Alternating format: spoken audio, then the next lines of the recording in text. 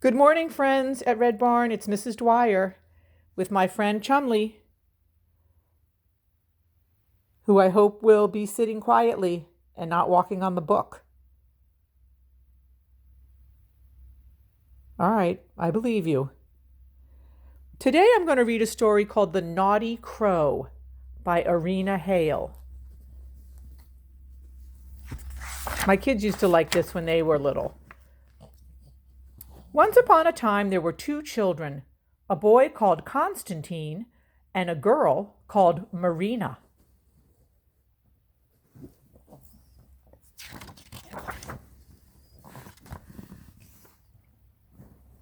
They lived with their mother and father and nurse Nanya in faraway Kiev. The winter had been long and cold, and the children waited impatiently for the snow to melt so they could leave the town for their house in the country. Nanya packed the toys and clothes, and when everything was ready, the family boarded the paddle steamer that would take them down the river.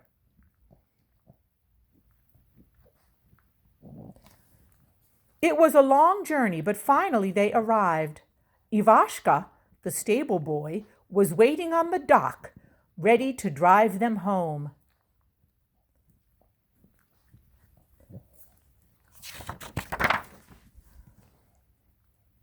They climbed into the carriage and rattled along. They rattled along dusty paths past fields of sunflowers.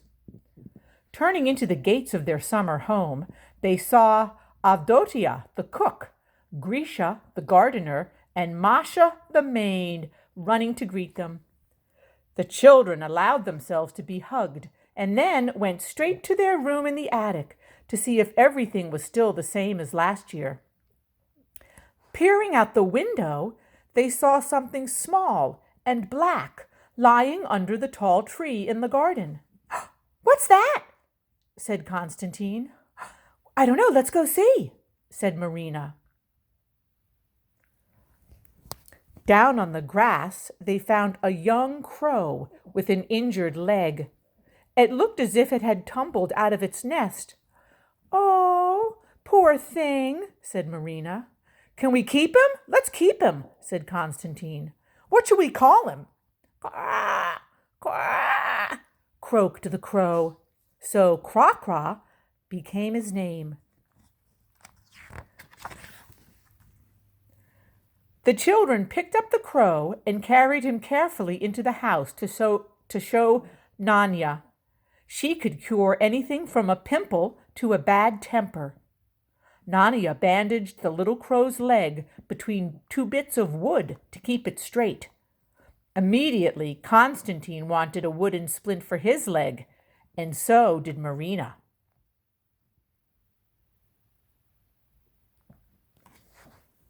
Craw-Craw became very attached to the children. He followed them all day long and joined in all their games. He loved bath time, and he watched Nanya stir handfuls of birch leaves into the water. He would squawk as if to say he wanted to get into the bath too. It was great fun to have Craw-Craw as a pet, but he was a very naughty crow, as the children soon discovered.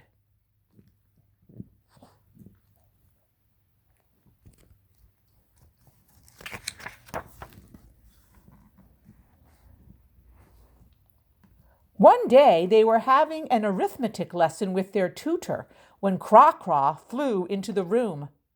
He perched on Marina's desk and spilled ink all over her notebook. Quickly, she shooed him into the garden.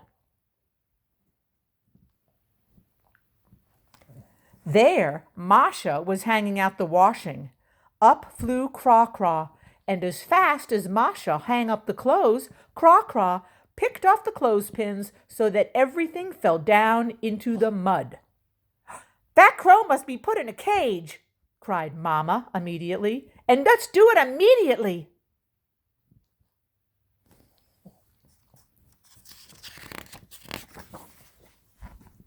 So, when the children were taken to the village to see the fair, Craw-Craw was left at home.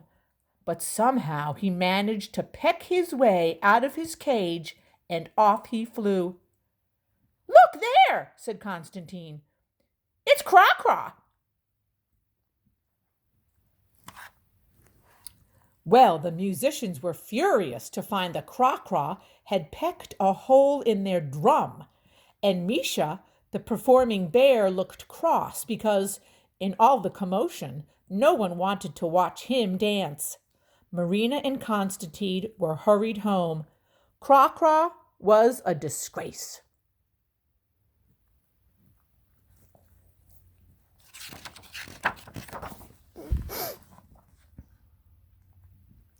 The children decided to play dressing up in Mama's bedroom instead. I'm St. George, said Constantine, brandishing a broom and sitting on the back of Buria, their dog. I'm a princess, said Marina. What shall we do for a dragon?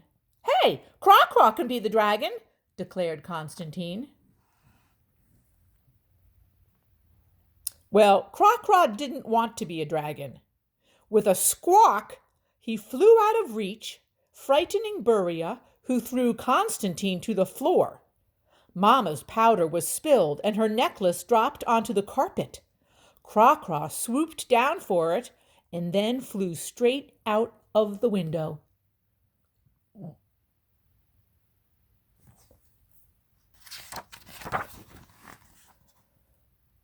Craw-Craw took refuge in a tall tree. The necklace was still in his beak.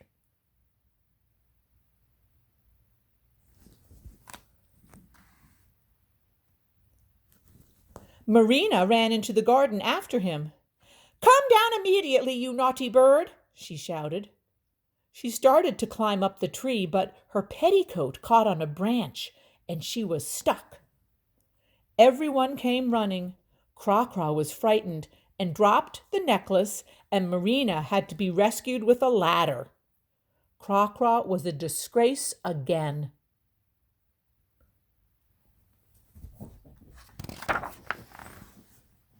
Then came Marina's birthday. A picnic was planned and the cousins invited. Constantine had to stay home to make sure that Craw-Craw behaved himself. It is not fair, complained Constantine. Quack, said the crow. I hope it rains on their horrid picnic. Quack, quack, said the crow.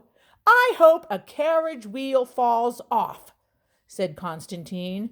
Quack, quack, said the crow with a naughty gleam in his eye.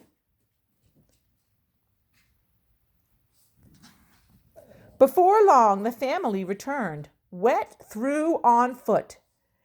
You will never guess what happened, said Marina. It poured with rain. Our carriage got stuck in the mud and a wheel came off. We are all so cross. Yeah, but once, for the first time, we couldn't blame your crow, joked Papa. Has he been good? Oh yeah, said Constantine. He's been very good.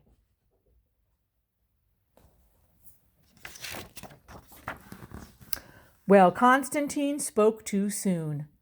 When they all filled into the dining room for the birthday feast, they discovered Craw-Craw and his friends had flown in through the window. They wanted to come to the party.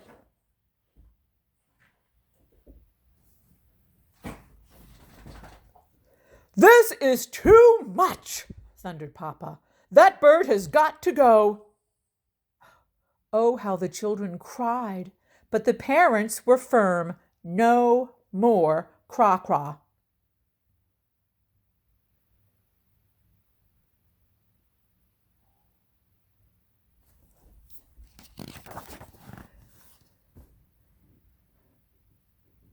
The next day, the children had to put Craw-Craw in a basket, and Ivashka drove them a long way to a distant forest where Craw-Craw was to be set free. When it was done, the children climbed into the carriage, feeling very sad as they watched their crow disappear among the green leaves of his new world. How will he manage without us? Said Marina anxiously.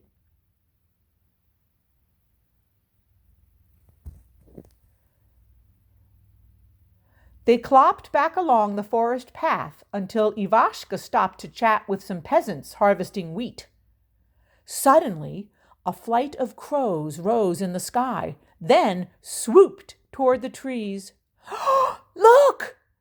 Constantine cried out in alarm. "Perhaps they'll hurt Craw-Craw."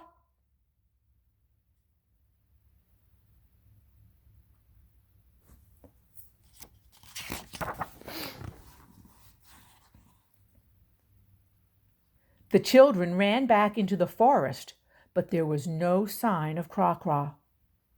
All around them, tall, dark trees rose up, and the branches creaked and swayed.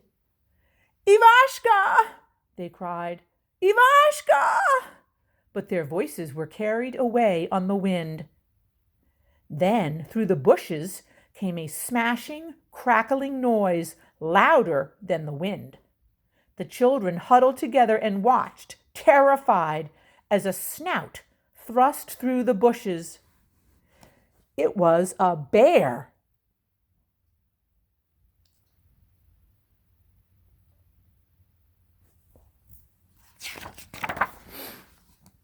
A bear on a chain.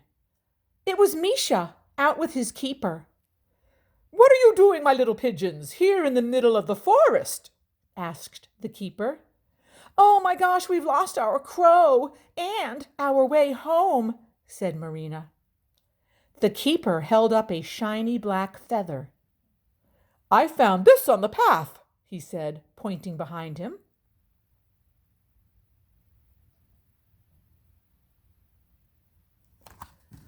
So they followed the path through the trees until at last they came to the edge of the forest, and there in the distance was their house. But what was that, perching on the veranda? Could it be? It was Craw-Craw. He had flown ahead and was waiting for them.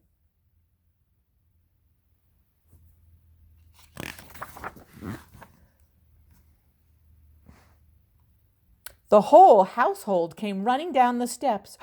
"We were so worried, When Ivashka arrived back without you, my word, we thought you had been eaten by the wolves." The keeper introduced himself and explained how he had found the children wandering in the forest.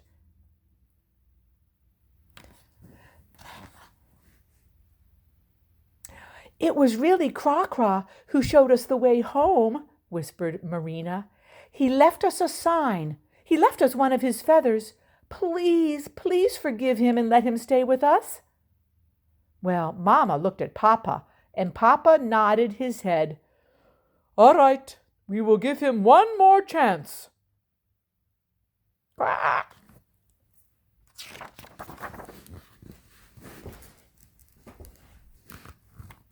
They all sat down to tea, and the children told their adventure all over again. Suddenly, Papa put his hand on his face. "That is funny," he said. "I could have sworn I was wearing my spectacles. Where could they be?" Craw-Craw, Craw-Craw.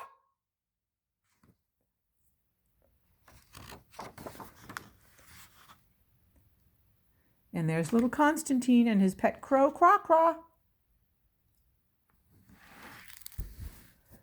Craw-Craw was a real crow, and all the events in this story happened a long ago to Irina Hale's uncle when he was a little boy in Kiev.